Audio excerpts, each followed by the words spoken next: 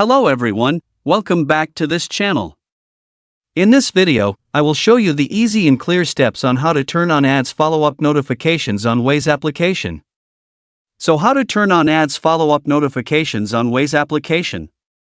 Make sure you keep watching this video until the end. Let's get started right away. Firstly, open the Waze app on your Android device.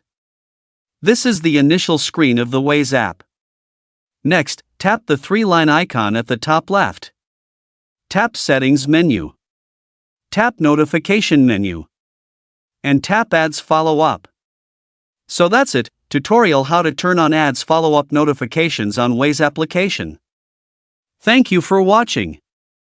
I hope this video was helpful. See you in the next video.